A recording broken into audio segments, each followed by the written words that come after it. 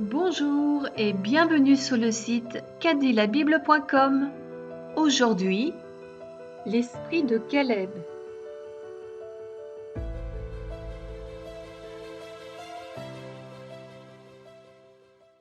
Dieu loua Caleb pour son attitude.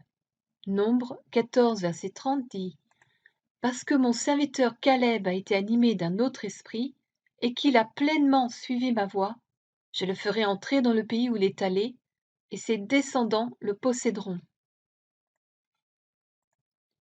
Pourquoi Dieu a-t-il loué l'esprit de Caleb, c'est-à-dire son attitude?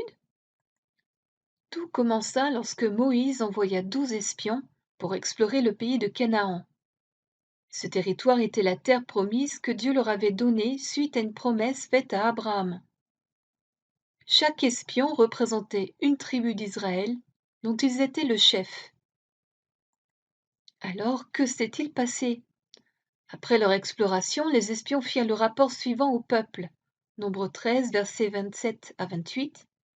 Voici ce qu'ils racontèrent à Moïse. « Nous sommes allés dans le pays où tu nous as envoyés. À la vérité, c'est un pays où coule le lait et le miel, et en voici les fruits. Donc oui, le pays est bien comme Dieu a dit.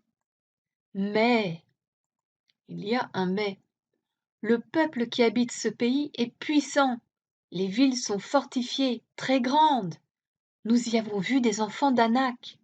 Les enfants d'Anak sont des géants. » Caleb intervient. Caleb fit taire le peuple qui murmurait contre Moïse. Il dit « Montons, emparons-nous du pays, nous y serons vainqueurs. » Le peuple répond avec un mais. Nombre 13, versets 31 à 33. Nous ne pouvons pas. Nous ne pouvons pas monter contre ce peuple, car il est plus fort que nous. Et ils décrièrent devant les enfants d'Israël le pays qu'ils avaient exploré. Et ils dirent, le pays que nous avons parcouru pour l'explorer est un pays qui dévore ses habitants. Tous ceux que nous y avons vus sont des hommes d'une haute taille. Et nous y avons vu les géants, enfants d'Anak, de la race des géants. Nous étions à nos yeux et aux leurs, comme des sauterelles. Voici comment ils se voyaient face à l'ennemi, comme des sauterelles, comme si on pouvait les écrabouiller. Et voici ce qu'ils firent. Toute l'assemblée éleva la voix et poussa des cris. « Non, pauvres de nous !» Et le peuple pleura pendant toute la nuit. Tous les enfants d'Israël murmurèrent contre Moïse et Aaron, et toute la... C'est de la faute de nos responsables. Que nous sommes morts dans le pays d'Égypte, ou que nous sommes morts dans ce désert. Pourquoi l'Éternel nous fait-il aller dans ce pays, où nous tomberons par l'épée, où nos femmes et nos petits-enfants deviendront une proie? Ne vaut-il pas mieux pour nous retourner en Égypte? Ah bah ouais, Dieu, hein, t'es franchement trop dur. Alors ils prirent une décision. Nombre 14, versets 1 à 4, et se dirent l'un à l'autre, nommons un chef, et retournons en Égypte. Ou retourner en Égypte, le pays où ils étaient des esclaves? Et parmi ceux qui avaient exploré le pays, Josué, fils de Nun, et Caleb, fils de Jephuné, déchirèrent leurs vêtements et parlèrent ainsi à toute l'assemblée des enfants d'Israël. Le pays que nous avons parcouru pour l'explorer est un pays très bon, excellent. Si l'Éternel nous est favorable, il nous mènera dans ce pays et nous le donnera. C'est un pays où coule le lait et le miel. Alors juste une petite remarque, le si l'Éternel nous est favorable, en fait peut se traduire aussi voici, si vous regardez les dictionnaires français-hébreu. Donc en fait il a dit, voici, l'Éternel nous est favorable. Il faut bien se rappeler que dans Hébreux 11, verset 1, il est écrit « Or la foi est une ferme assurance des choses qu'on espère, une démonstration de celles qu'on ne voit pas. La foi ne doute pas. Prenons l'exemple d'Abraham, notre père, et exemple pour notre foi. Dans Romains 4, versets 19 à 22, il est écrit « Et sans faiblir dans la foi, il ne considéra point que son corps était déjà usé, puisqu'il a près de 100 ans, et que Sarah n'était plus en état d'avoir des enfants. Il ne douta point par incrédulité au sujet de la promesse de Dieu, mais il fut fortifié par la foi, donnant gloire à Dieu, ayant la pleine conviction que ce qu'il promet, il peut aussi l'accomplir. C'est pourquoi cela lui fut imputé à justice. » Donc, fermeture de cette petite parenthèse. On continue avec Nombre 14, versets 6 à 11. « Seulement ne soyez point rebelles contre l'Éternel, et ne craignez point les gens de ce pays. » Dans ce cas, l'Éternel n'est pas favorable, car il ne trouve pas plaisir en nous, puisque nous ne le croyons pas. On reprend le récit. « Ne craignez point les gens de ce pays, car ils nous serviront de pâture. Ils n'ont plus d'ombrage pour les couvrir. L'Éternel est avec nous. Ne les craignez point. » Donc lorsque ils disent « nos ennemis nous serviront », d'autres traductions, il est dit « ils nous serviront de pain ». En gros, ils disent « nous allons les bouffer ». Voici comment Caleb et Josué ont vu la même situation. Nous allons en faire qu'une bouchée. Nos ennemis n'ont plus d'ombrage pour les couvrir, donc ils n'ont plus de protection, car Dieu est avec nous contre eux. Donc les ennemis ont dû dire « sauf qui peut, non !» car Dieu est avec nous contre eux. Mais le peuple ne les écouta pas. Toute l'assemblée parlait de les lapider. Alors Dieu intervient à son tour. Lorsque la gloire de l'Éternel apparut sur la tente d'assignation, devant tous les enfants d'Israël. Et l'Éternel dit à Moïse, « Jusqu'à quand ce peuple me méprisera-t-il? Jusqu'à quand ne croira-t-il pas en moi, malgré tous les prodiges que j'ai faits au milieu de lui? Quand vont-ils croire en moi? » Vous allez peut-être me dire, mais quel rapport avec nous? Nous sommes dans un royaume rempli de promesses. Tout comme Dieu a fait la promesse à Israël d'avoir un pays où coule le lait et le miel, Dieu nous a fait aussi des promesses. Tout comme les espions, nous devons explorer ces promesses pour les faire nôtres. Nous devons nous les approprier comme on conquiert un territoire. Savez-vous quelle bénédiction Dieu vous donne? Tout comme les espions, vous pouvez découvrir quelles sont les bénédictions que Dieu vous donne dans sa parole. On peut les découvrir dans la Bible. Oui, Dieu nous donne bien des bénédictions. Vous avez peut-être un mais, et peut-être que vous dites « Ces bénédictions semblent hors de portée, inaccessibles. Elles semblent impossibles à obtenir. » Ne dites rien qui s'oppose à ce que Dieu dit sur ces bénédictions. Ne les annulez pas par vos paroles négatives. Ne murmurez pas contre Dieu. Murmurer, c'est faire entendre une sourde protestation, de râler, de mécontentement. Emparez-vous de ces bénédictions, car vous avez déjà la victoire. Vous avez peut-être un autre mais. Je ne peux pas surmonter cet obstacle, car cela me dépasse. Oh non, ne faites pas la même erreur qu'Israël. Ne décriez pas les promesses que vous avez trouvées dans la Bible. Il y a bien des promesses, mais je ne vois pas comment surmonter les obstacles pour les obtenir. C'est insurmontable. Devant la taille de ces problèmes, je ne suis qu'une sauterelle. Une sauterelle, oui, des fois c'est comme ça que l'on se sent face aux circonstances. Les obstacles semblent insurmontables. Ne faites pas comme les enfants d'Israël qui dirent non, pauvre de nous. Oh, ils se mirent à pleurer pendant toute la nuit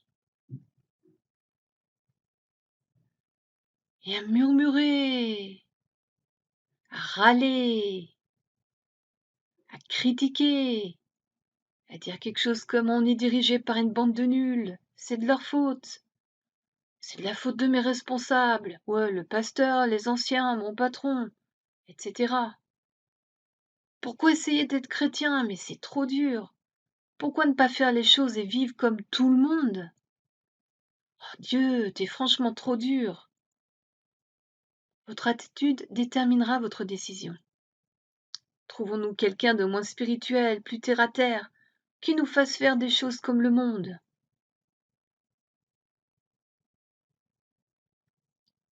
Allons-nous retourner dans le monde, vivre comme si nous n'étions pas chrétiens, sans Dieu? Ceux qui ont l'esprit de Caleb et de Josué chercheront à vous dissuader. Les bénédictions que l'on découvre dans la Bible sont très bonnes, excellentes. Puisque l'Éternel vous a accepté en Christ et vous a transporté dans le royaume de son Fils bien-aimé, vous avez tout en lui. Vous êtes bénis de toute bénédiction spirituelle en Christ.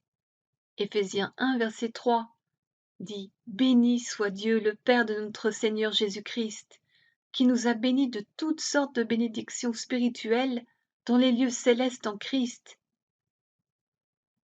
Colossiens 1, verset 12 à 14 dit « Rendez grâce au Père, qui vous a rendus capables d'avoir part à l'héritage des saints dans la lumière, qui nous a délivrés de la puissance des ténèbres et nous a transportés dans le royaume du Fils de son amour, en qui nous avons la rédemption, la rémission des péchés. » Éphésiens 1, 4 dit « En lui, Dieu nous a élus avant la fondation du monde, pour que nous soyons saints et irrépréhensibles devant lui. » Irrépréhensible, ça veut dire inattaquable, irréprochable.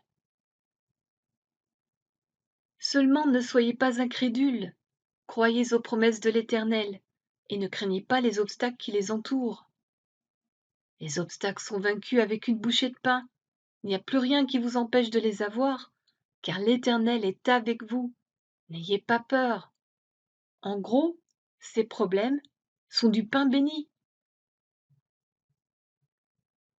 Ceux qui ont le même esprit que Caleb et Josué voient les problèmes comme du pain béni. L'esprit de Caleb et Josué dit « Dieu est pour nous ». Les problèmes ne peuvent tenir debout, car Dieu combat pour nous. Romains 8, verset 31 dit « Que dirons-nous donc à l'égard de ces choses? Si Dieu est pour nous, qui sera contre nous? » Mais si vous ne saisissez pas, vous êtes frustré, en colère, vous voulez vous en prendre à quelqu'un. Dieu désire intervenir. Il veut vous aider en manifestant sa présence, sa puissance dans votre vie par son Saint-Esprit. Jean 15, verset 5 dit « Je suis le cep, vous êtes les sarments. Celui qui demeure en moi et en qui je demeure porte beaucoup de fruits, car sans moi, vous ne pouvez rien faire. » Le cœur de Dieu souffre lorsque vous ne tenez pas compte de ce qu'il dit. Il vous encourage à le croire. Le Corinthiens 1, verset 20 dit « Car pour ce qui concerne toutes les promesses de Dieu, c'est en lui qu'est le oui.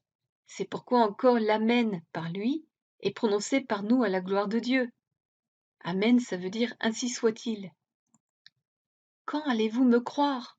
Marc 10, verset 15 dit « Je vous le dis en vérité, quiconque ne recevra pas le royaume de Dieu comme un petit enfant n'y entrera point. » Croyez-moi. Alors, que croyez-vous? Et qui? Mais attention, l'histoire ne s'arrête pas là. Au bout de 40 années d'errance, Caleb réclama son dû. Josué 14, versets 7 à 9 dit « J'étais âgé de 40 ans lorsque Moïse, serviteur de l'Éternel, m'envoya de Kadès-Barnéa pour explorer le pays, et je lui fis un rapport avec droiture de cœur. Mes frères qui étaient montés avec moi découragèrent le peuple, mais moi, je suivis pleinement la voie de l'Éternel mon Dieu. En ce jour-là, Moïse jura en disant « Le pays que ton pied a foulé sera ton héritage à perpétuer pour toi et pour tes enfants, parce que tu as pleinement suivi la voie de l'Éternel, mon Dieu. » Parce qu'il a pleinement cru en Dieu, il est resté jeune et vigoureux à 85 ans. Voici ce qu'il dit « Maintenant voici, l'Éternel m'a fait vivre comme il l'a dit. Il y a 45 ans que l'Éternel parlait ainsi à Moïse, lorsqu'Israël marchait dans le désert, et maintenant voici, je suis âgé aujourd'hui de 85 ans. Je suis encore vigoureux comme au jour où Moïse m'envoya. J'ai autant de force que j'en avais alors, soit pour combattre, soit pour sortir et pour entrer. Donne-moi donc cette montagne dont l'Éternel a parlé dans ce temps-là, car tu as appris qu'il se trouve des Anakim, et qu'il y a des villes grandes et fortifiées. L'Éternel sera peut-être avec moi, donc rappelez-vous du commentaire, l'Éternel sera avec moi, et je les chasserai comme l'Éternel a dit. Josué bénit Caleb, fils de Jephuné, et lui donna Hébron pour héritage. Donc Caleb a dit, donne-moi donc cette montagne dont l'Éternel a parlé. Donc en fait, juste pour revenir aussi, dans la version araméenne, il est écrit « Nul doute que l'Éternel Jéhovah sera avec moi, et je les détruirai comme le Seigneur Jéhovah a dit. » Et pourtant, il est dit qu'il s'y trouve des Anakim et qu'il y a des villes grandes et fortifiées. Des villes fortifiées? Avec des Anakim, des géants en prime? Pas de problème, Dieu est avec moi. Et pour couronner le tout, dans Josué 14, verset 15, il est écrit dans la deuxième partie du verset, Hébron s'appelait autrefois Kirjat Arba. Arba avait été l'homme le plus grand parmi les Anakim. Le plus grand parmi les Anakim, déjà qui sont des géants. Donc, pour résumer, Caleb a 85 ans, il hérite une montagne promise par l'Éternel avec quelques petits obstacles. Les plus grands géants et des villes fortifiées. Même pas peur. Donc voici comment Caleb a vu les choses. J'ai 85 ans. Trop vieux? L'Éternel m'a rajeuni. J'ai autant de force qu'à 40 ans. J'hérite d'une montagne? Quoi, un truc imprenable? Bah super! Une position stratégique. Je verrai mieux d'en haut. Il y a le plus grand des Anakim? Insurmontable? Il est minuscule, quoi. Les villes sont en plus fortifiées. Trop dur? Bof, à 85 ans, prendre une montagne habitée par le plus grand des géants. Un problème de plus n'est rien pour mon Dieu. Voici comment Caleb a vu les choses. Un problème digne de Dieu. C'est cela, avoir l'esprit de Caleb. Avoir foi en Dieu. Nous vous remercions pour votre écoute et nous espérons vous retrouver sur notre site cadilabible.com.